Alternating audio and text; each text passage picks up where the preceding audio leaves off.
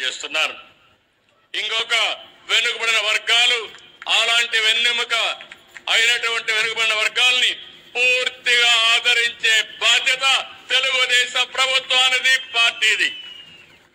ఈరోజు ఎన్డీఏలో ఉన్న మిత్రపక్షాలు ముగ్గురం కూడా, నేను గాని మా మిత్రుడు జనసేన అధినేత పవన్ కళ్యాణ్ గాని, బీజేపీ దేశ ప్రధాని నరేంద్ర మోడీ గారు గాని, మేమందరం కూడా వెనుకబడిన వర్గాల కోసం పనిచేస్తున్నాం.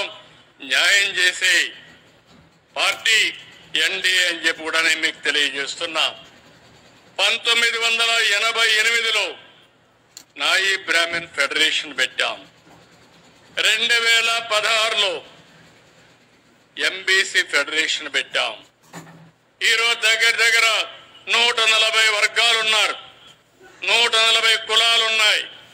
వీళ్ళందరి కోసం 50-55 కార్పొరేషన్లు పెట్టిన పార్టీ తెలుగుదేశం పార్టీ అని చెప్పి కూడా నేను మీకు తెలియజేస్తున్నాను.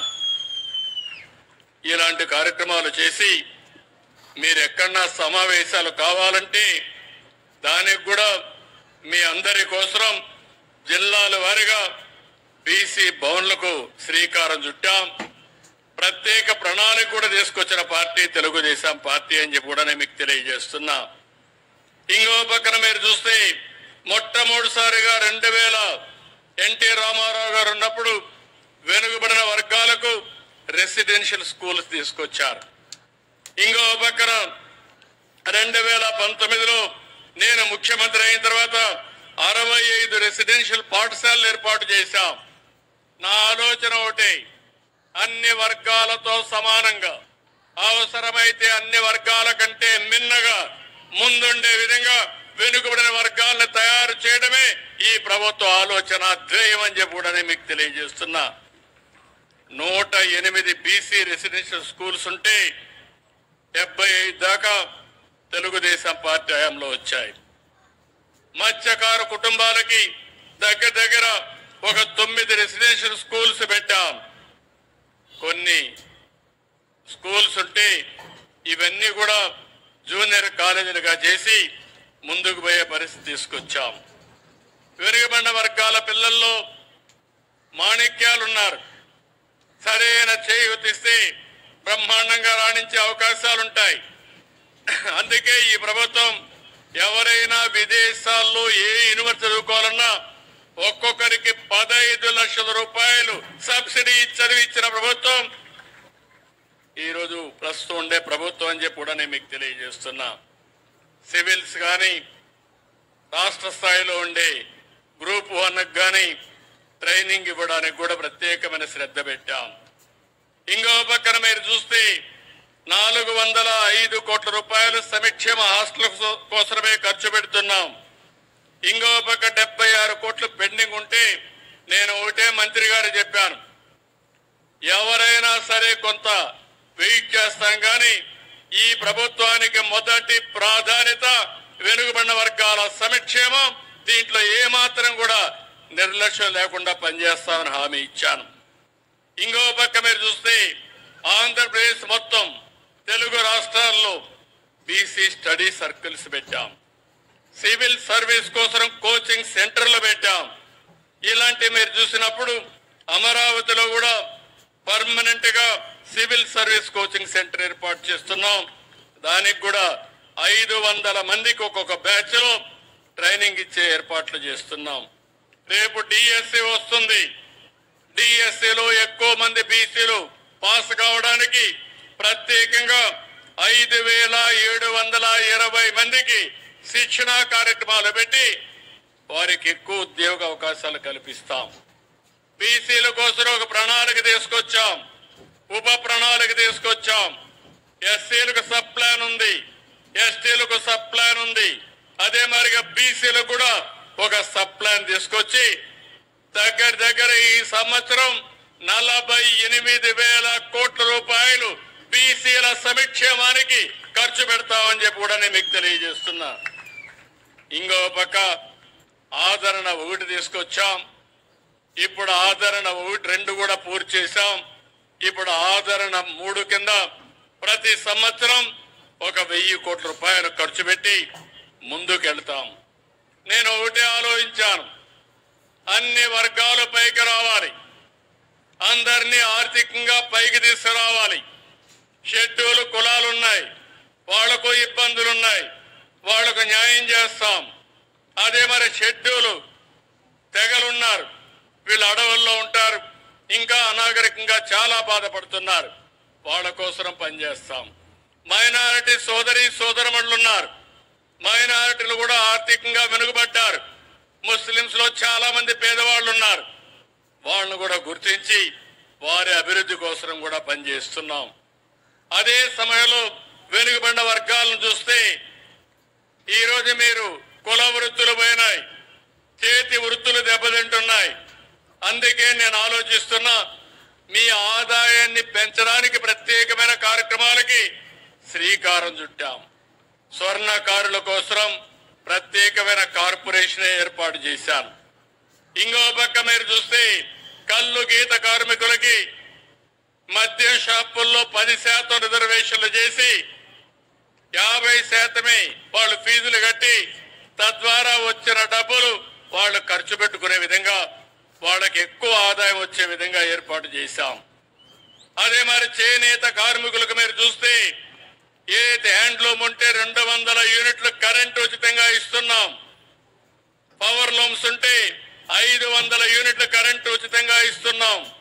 ఇంకో పక్కన ఎవరైతే చేనేత బట్టలు నేస్తే జీఎస్టీ కూడా రాయితీ చేశాం. ఇవన్నిటి కూడా 896 కోట్ల రూపాయలు సబ్సిడీకి కేటాయించాం. ఈ రోజు వెనుకబడిన వర్గాలు ఎవరన్నా ఇల్లు కట్టుకుంటే అదనంగా 50,000 రూపాయలు వాళ్ళకి సబ్సిడీ ఇస్తున్నామని చెప్పి కూడా నేను మీకు తెలియజేస్తున్నా. ఎవరైనా మీరు ఎస్సీలు ఉన్నారు, ఒక్క పైసా ఖర్చు లేకుండా సూర్య ఘర్ మీద వాళ్లకు ఉచితంగా సోలార్ ప్యానెల్స్ పెట్టే ఏర్పాటు చేస్తున్నాం. అంటే మీరు ఒక పైసా పెట్టక్కర్లేదు, 200 యూనిట్లు ఉచితంగా కరెంటు ప్రస్తుతం ఇస్తున్నాం.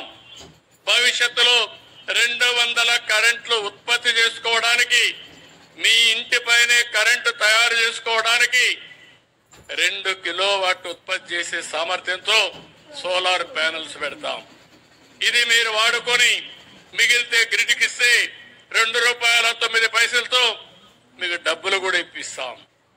ఒకవేళ పగటి పూట కరెంటు ఉత్పత్తి చేసి రాత్రిలో మళ్లీ కరెంటు కావాలంటే గ్రిడ్కి ఇచ్చి మళ్ళా రాత్రి తీసుకునే అవకాశం ఉంటుంది. బీసీలకైతే 2 కిలోవాట్లు అయితే 60,000, అదనంగా 20,000 రూపాయల సబ్సిడీ.